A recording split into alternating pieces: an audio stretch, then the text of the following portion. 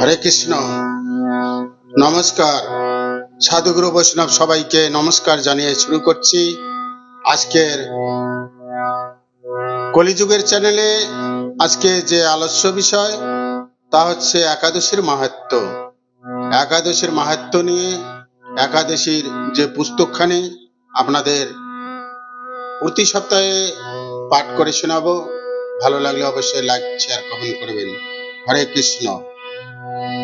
একাদশীর মাহাত্ম্য আন্তর্জাতিক কৃষ্ণ ভাবনামৃত সংঘের প্রতিষ্ঠা আচার্য কৃষ্ণ কৃপা শ্রীমূর্তি শ্রীল অভয় চরণার বৃন্দ ভক্তি বেদান্ত স্বামী প্রভুপাদ অনুকম্পিত শ্রীমৎ জয় পতাকা স্বামী মহারাজের আশীর্বাদ ধন্য শ্রী নির্মল চৈতন্য দাস কর্তৃক সংকলিত ভক্তি বেদান্ত বুক ট্রাস্ট। হরে কৃষ্ণ।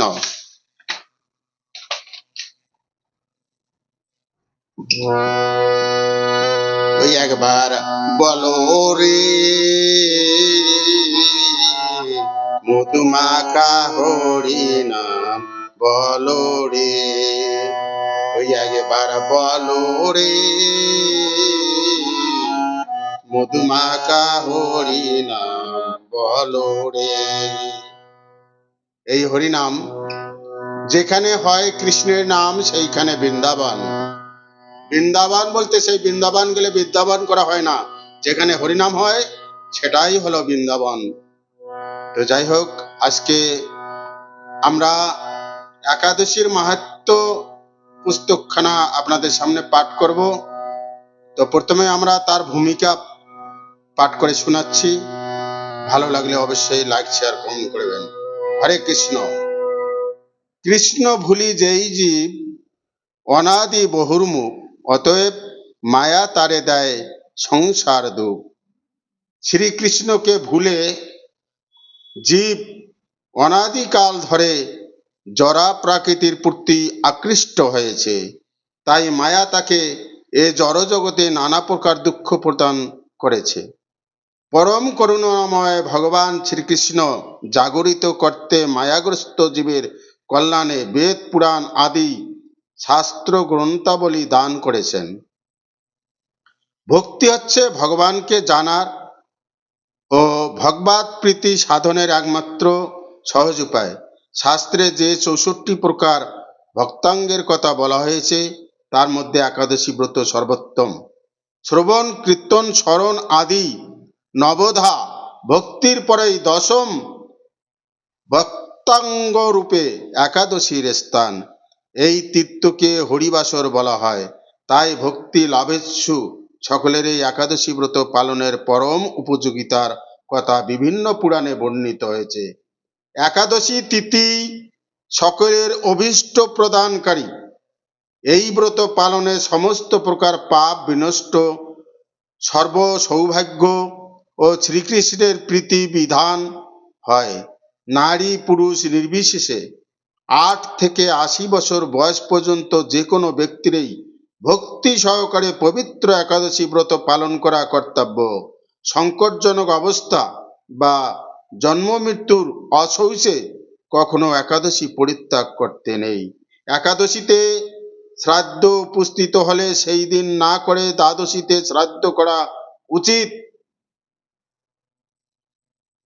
শুধু বৈষ্ণবরাই নয়, শিবের উপাসক, সূর্য চন্দ্র ইন্দ্রাদি যে কোনো দেবাশাসক দেবোপাসক সকলের এই কর্তব্য একাদশী ব্রত পালন করা। দুর্লভ মানব জীবন লাভ করেও এই ব্রত অনুষ্ঠান না করলে বহু দুঃখে কষ্টে 84 লক্ষ যোনি ভ্রমণ করতে হয়। অহংকার বশত একাদশী ব্রত ত্যাগ করলে অশেষ যম যন্ত্রণা ভোগ করতে হয়। যে ব্যক্তি এই ব্রতকে তুচ্ছ জ্ঞান করে জীবিত হয়েছে মৃতের সমান। কেউ যদি বলে একাদশী পালনের দরকারটা কি, সে কি নিশ্চয় কুম্ভী পাং নরকের যাত্রী। যারা একাদশী পালনে নিষেধাজ্ঞা জারি করে শনি রূপে তারা বিনষ্ট হয়, একাদশীকে উপেক্ষা করে তীর্থ স্নান আদি অন্য ব্রত পালনকারীর অবস্থা গাছের গোড়া কেটে পাতায় জল দানের মতেই একাদশী বাদ দিয়ে যারা দেহ ধর্মে অধিক আগ্রহ দেখায়, ধর্মের নামে পাপর রাশিতে তাদের উদর পূর্ণ হয়। পাপ রাশিতে কলহ বিবাদের কারণেও একাদশী দিনে উপবাস করলে অজ্ঞাত সুকৃতি সংসিত হয়। পুণ্য প্রদায়নী সর্বশ্রেষ্ঠ এই ব্রত শ্রীহরির অতি প্রিয়। একাদশী ব্রত পালনে যে ফল লাভ হয়, অশ্বমেধ, রাজসূয় ও বাজপেয়ী যজ্ঞ দ্বারাও তা হয় না। দেবরাজ ইন্দ্র যথাবিধি একাদশী পালনকারীকে সম্মান করেন। একাদশী ব্রতে ভাগবত শ্রবণে পৃথিবী দানের ফল লাভ হয়।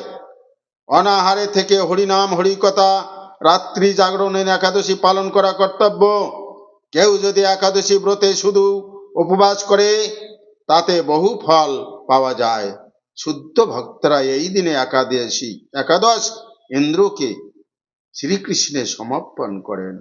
একাদশীতে শস্য মধ্যে সমস্ত পাপ অবস্থান করে, তাই চাল, ডাল, আটা, ময়দা, সুজি, সরিষা আদি জাতীয় খাদ্যদ্রব্য একাদশী দিনে বর্জন করা উচিত। নির্জলা উপবাসে অসমর্থ ব্যক্তি জল, দুধ, ফল, মূল, এমনকি আলু, পেঁপে, কলা, ঘিয়ে বা বাদাম তেল অথবা সূর্যমুখী তেলে রান্না অনুকল্প প্রসাদ রূপে গ্রহণ করতে পারেন। রবি শস্য ধান, গম, ভুট্টা, ডাল ও সরিষা ও সয়াবিন তেল অবশ্যই বর্জনীয়। দশমী বিদ্যা একাদশীর দিন বাদ দিয়ে দ্বাদশী বিদ্যা একাদশী ব্রত পালন করতে হয়। একাদশীতে সূর্যোদয়ের পূর্বে বা সূর্যোদয় কালে 1 ঘন্টা 36 মিনিটের মধ্যে যদি দশমী অস্পর্শ হয় তাকে দশমী বিদ্যা বলে জেনে পরদিন একাদশী ব্রত পালন করতে হয়। মহাদ্বাদশীর আগমন হলে একাদশীর উপবাস ব্রতটি মহাদ্বাদশীতেই করতে হয়। একাদশী ব্রত করে পরের দিন উপযুক্ত সময়ে শস্য জাতীয় প্রসাদ গ্রহণ করে পালন করতে হয়। শাস্ত্রবিধি না মেনে নিজের মন গড়া একাদশী ব্রত করলে কোনো ফল লাভ হয় না। দৈববশত যদি কখনো একাদশী ভঙ্গ হয় বা হয়ে যায় তবে ক্ষমা ভিক্ষা করে পুনরায় ব্রত পালন করতে হয়। গঙ্গা স্নানে যেমন সবার অধিকার আছে, তেমনি একাদশীর ব্রত অধিকারও সকলেই। শাস্ত্রে বিধবা সধবা সকলের জন্যই একাদশী ব্রত পালনের নির্দেশ দেওয়া হয়েছে।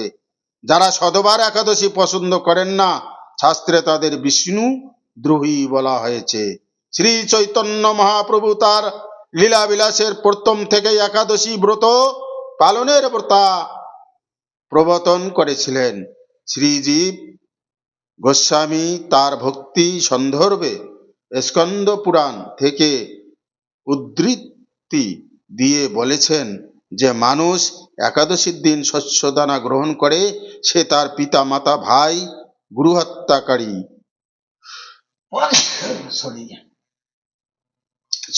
হরে কৃষ্ণ।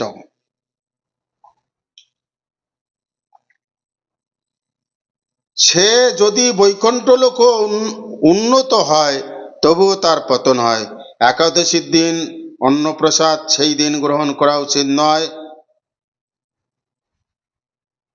একাদশীর দিন যদি ভগবানের অন্য সব কিছু রন্ধন করা হয়, এমনকি অন্ন ডালও, কিন্তু সেই অন্নপ্রসাদ সেই দিন গ্রহণ করা উচিত নয়। সেই প্রসাদ পরের দিন গ্রহণ করার জন্য রেখে দেওয়া যেতে পারে। শ্রী পুরীধামে জগন্নাথের অন্নপ্রসাদে গ্রহণে দোষ নেই, এই ধারণা বশবর্তী হয়ে অনেকেই একাদশীতে নিঃসংকোচে অন্নপ্রসাদ গ্রহণ করেন। এটি সম্পূর্ণ শাস্ত্র বিরুদ্ধ বিচার, এটি ঠিক নয়। একাদশীতে উপবাস অত্যন্ত গুরুত্বপূর্ণ, তবে কেবল অনাহারে উপবাস করাটাই মুখ্য উদ্দেশ্য নয়। মুখ্য উদ্দেশ্য হচ্ছে গোবিন্দ বা শ্রীকৃষ্ণের প্রতি অধিক শ্রদ্ধা, প্রেম পরায়ণ হওয়া। উপ মানে নিকটে, বাস মানে অবস্থান করা, অর্থাৎ শ্রীহরির নিকটে অবস্থান করা। একাদশীর দিন উপবাস করার মুখ্য উদ্দেশ্য হচ্ছে শারীরিক আবশ্যকতাগুলি খুব খর্ব করে ভগবানের মহিমা কীর্তন এবং অন্যভাবে ভগবানের সেবা করে সময়ে সদ্য ব্যবহার করা। ভোরে শয্যা ত্যাগ করে শুচি শুদ্ধ হয়ে শ্রীহরির মঙ্গল আরতিতে অংশগ্রহণ করতে হয়। শ্রীহরির পাদপদ্মে প্রার্থনা করতে হয়, হে শ্রীকৃষ্ণ, আজ যেন এই মঙ্গলময়ী পবিত্র একাদশী সুন্দরভাবে আমি পালন করতে পারি। আপনি আমাকে কৃপা করুন। একাদশীতে গায়ে তেল মাখা, সাবান মাখা, পর নিন্দা, পর চর্চা, মিথ্যা ভাষণ, ক্রোধ, দিবানিদ্রা, সাংসারিক আলাপাদি বর্জনীয়। এই দিন গঙ্গা আদি তীর্থে স্নান করতে হয়। মন্দির মার্জন, শ্রীহরির পূজা অর্চনা, স্তব স্তব স্তুতি, গীতা ভাগবত পাঠ আলোচনায় বেশি করে সময় অতিবাহিত করতে হয়। এই তিথিতে গোবিন্দের লীলা স্মরণ এবং তার দিব্য নাম শ্রবণ করাই হচ্ছে সর্বোত্তম। শ্রীল প্রভুপাদ ভক্তদের একাদশীতে 25 মালা বা যথেষ্ট সময় পেলে আরো বেশি জপ করার নির্দেশ দিয়েছেন।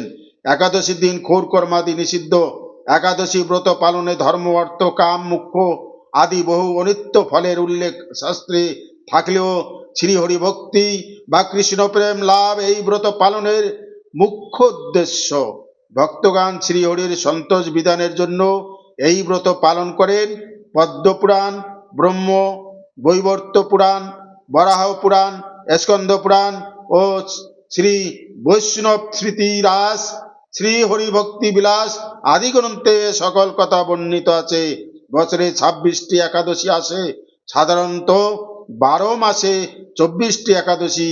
এইগুলি হচ্ছে উৎপন্ন, মুখ্যদা, ছপলা, পুত্রদা, শর্তিলা, জয়া, বিজয়া, আমলকি, পামমুচুনি, কামদা, বরুথিনী, মোহিনী, অপরা, নির্জলা, যোগুনি, শয়ন, কামিকা, পবিত্রা, অন্নদা, পরিবর্তিনী বা পার্শ্ব, ইন্দ্রা, পাশাঙ্কুশা, রমা এবং উত্থান। কিন্তু যে বৎসর পুরস্ত মাস, অধিমাস বা বলমাস থাকে সেই বৎসর পদ্মিনী ও পরমা নামে আরো 2টি একাদশী আবির্ভাব হয়। যারা যথাবিধি একাদশীর উপবাসে অসমর্থ অথবা ব্রতদিনে সাধু সঙ্গে হরিকথা শ্রবণে অসমর্থ, তারা এই একাদশীর মাহাত্ম্য পাঠ বা শ্রবণ করলে অসীম সৌভাগ্যের অধিকারী হবেন।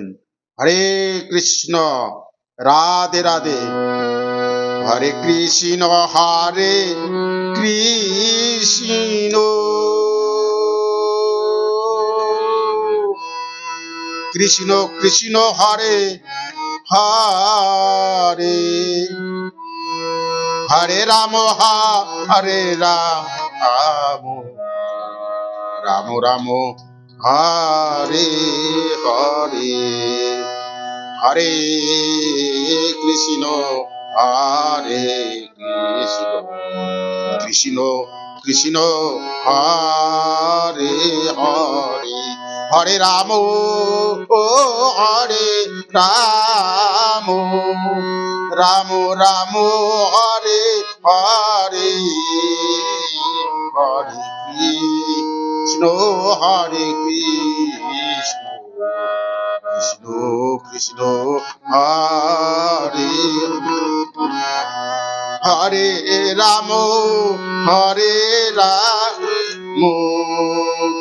রাম রাম হরে হরে, হরে কৃষ্ণ হরে কৃষ্ণ, কৃষ্ণ কৃষ্ণ হরে হরে, হরে কৃষ্ণ হরে কৃষ্ণ, কৃষ্ণ কৃষ্ণ হরে হরে, হরে রাম হরে রাম রাম রাম হরে হরে।